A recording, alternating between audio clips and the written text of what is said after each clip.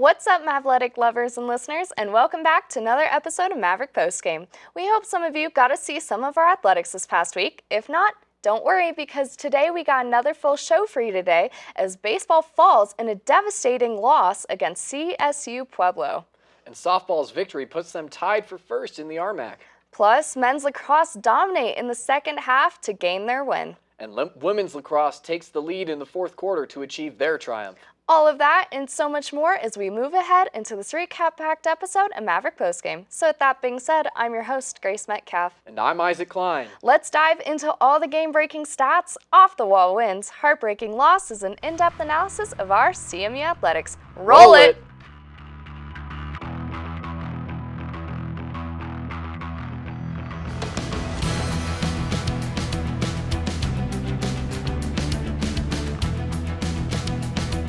Hello everyone, once again, I'm Isaac Klein. And I'm Grace Metcalf. Let's hop right in and take a look at all the Mavtastic action that took place this week here at CMU. The number 11 Colorado Mesa baseball team came out flat and fell to the CSU Pueblo Thunderwolves 12-2 in the final game of the 4-game series on Sunday. CSU Pueblo was able to jump out to a 2-0 lead in the second before the Mavericks were able to get one back in the third. Jonathan Gonzalez hit the first pitch he saw up the middle for an RBI single to score TJ Ream on the play to make it 2-1, and it would remain that way until the fifth inning. The Thunderwolves would tally 6 runs in the fifth and 4 runs in the ninth to take a 12-1 lead before the Mavericks would get one back in the ninth.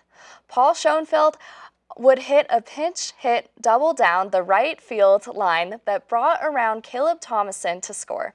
Thomason would be the only Maverick to have multiple hits in the game, and those came after he was inserted into the game late. As a team, the Mavericks were only able to garner 6 hits in the game and committed 3 errors. The Maverick pitching staff combined to allow 11 hits and struck out 13, but allowed 4 walks and 3 hit batsmen on the day. The nation's home run leaders added 4 more to the tote board Sunday, but for the first time in 3 weeks, none sailed off the red-hot bat of Maya Arrieta. The junior shortstop shot her streak of consecutive games with at least 1 home run end at 10. It's the all-time all-division NCAA record, but Ava Fugate and Allie Disler, who hit behind Arrieta in the lineup, picked her up. Both each went hard in each game as Colorado Mesa swept Chadron State 4-0 and 12-3 in 5 innings Sunday at the CMU softball stadium. The Mavericks ran their winning streak to 21 games, the longest in the RMAC, and are tied with Colorado Christian atop the conference standings. Presley Christensen threw a gem in the opener, a 2-hit shutout needing only 73 pitches for her second complete game victory of the weekend. She allowed 1 single in the 3rd inning and an infield single in the 5th, but only 1 base runner got as far as 3rd base. Fugate got the Mavs on the board with an opposite field home run in the bottom of the 1st, and Disler hit a line shot home run to the left in the 4th. Back-to-back doubles by Miranda Pruitt and Ileana Mendoza produced another run for a 3-0 lead. Arrieta singled home another run in the 6th. The Mavs offense was more explosive in the second game with 14 hits. Down 2-1 in the second inning, CMU scored 6 runs, sending 12 batters to the plate, and added 3 more in the 4th. Disler, who finished with 5 RBIs in the second game, hit a bases-loaded double in the big inning and alertly took 3rd on the throw to the plate. She came home on a base hit by Pruitt. Mendoza doubled and eventually scored on a wild pitch, and Kaylin Parsons, who got the start at 3rd base, got another run home when she beat out an infield single. Chloe Valdez scorched a 2-run double down the left field line in the 4th inning and scored on a sacrifice fly by Allison Lindsay for a 10-3 lead. After Arrieta led off the top of the 5th with a bunt single, Disler ended the game early with another no-doubt home run, this one to the left center, running CMU's home record to 16-0. Whatever head coach Troy Moore said at halftime to his team against Concordia University Irvine on Friday night worked. After a tightly contested first half that saw CMU lead by just a single goal after 30 minutes, the Mavericks dominated the second half, outscoring CUI 12-0 after halftime to secure a 17-4 senior night win at Community Hospital Unity Field. The Golden Eagles scored first and eventually tied the game twice at 2-2 and 4-4 before J.J. Brummett's strike with 4 4 minutes and 25 seconds left in the first half gave the Mavericks a slim 1-goal lead after 2 quarters. In the first half, CUI outshot the Mavericks 24-19 and won 9 of 11 faceoffs. Everything changed after halftime. The Mavericks scored just 39 seconds into the second half as Ethan Points finished off a pass from Micah Payton to make it 6-4 CMU. Hunter Holcomb scored a minute later with an assist from Levi McCoy. The score remained 7-4 until the 6-minute and 9-second mark of the third quarter, when Holcomb returned the favor to set up McCoy for another Maverick goal. The Mavs kicked things up a notch late as the goal featuring the record-breaking assist ended up being the first of 6 goals in a 6-minute span to close out the third quarter for CMU.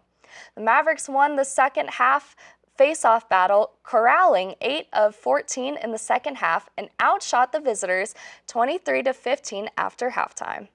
Colorado Mesa's defense pitched a shutout when it counted, holding UCCS scoreless in the fourth quarter to lock down a 15-11 victory and remain in second place in the RMAC women's lacrosse standings. The Mavericks and Mountain Lions were deadlocked for most of the contest, as the game featured 9 ties and 5 lead changes.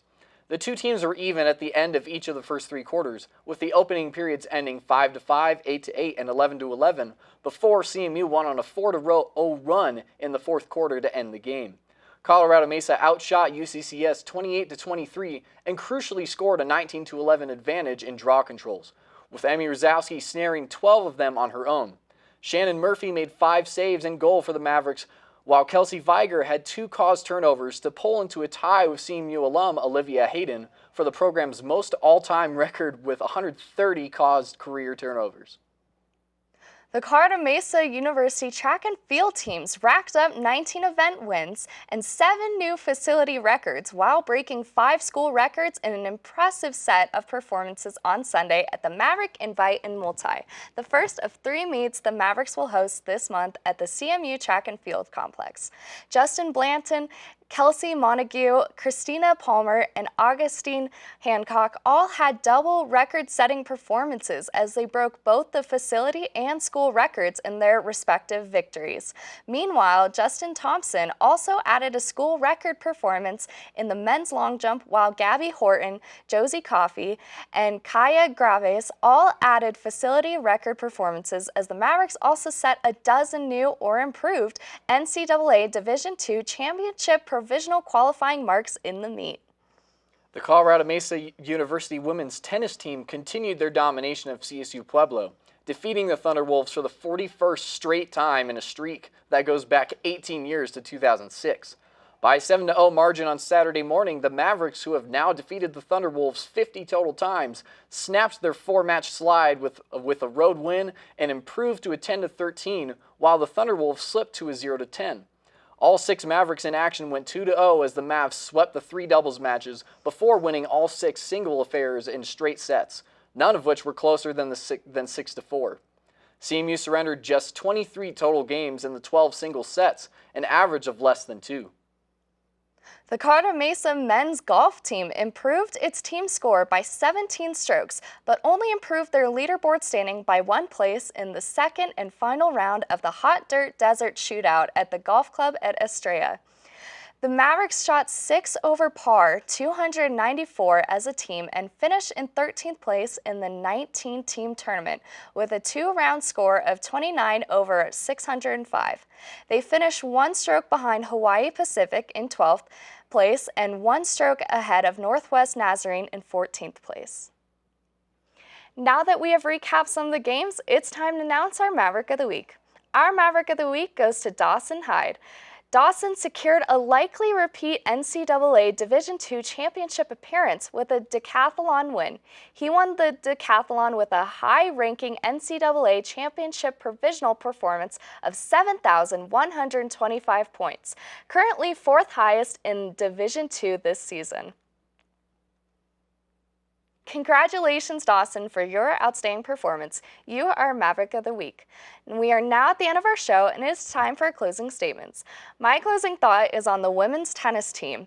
As expected from last week's rankings and the results of weekend play, the Colorado Mesa University women secured a spot in their 4th straight Pacific West Conference Tennis Championships to be held April 17th to the 20th in Surprise, Arizona. It is exciting, and hopefully they will continue to perform better than the year prior. Yeah, hopefully. My closing thoughts are on Brianna's April Fool's episode. I was really hoping we would hear more about sports and see sports-related stuff. I know, but I'll be sure to have more sports content here on my show. It's better that way anyways. And now that we have wrapped up all the action from this week and given our closing thoughts, it is time to close the show. Thank you everyone so much for joining us this week on Maverick Postgame. I've been your host, Grace Metcalf. And I've been Isaac Klein. Be sure to go check out our channel 62.2 for more games and updates. We'll catch you next week on all-new recap-packed episode of Maverick Postgame. Stay safe, Mavs. Study hard. Go to a game or two, and of course, have yourselves a most amazing day.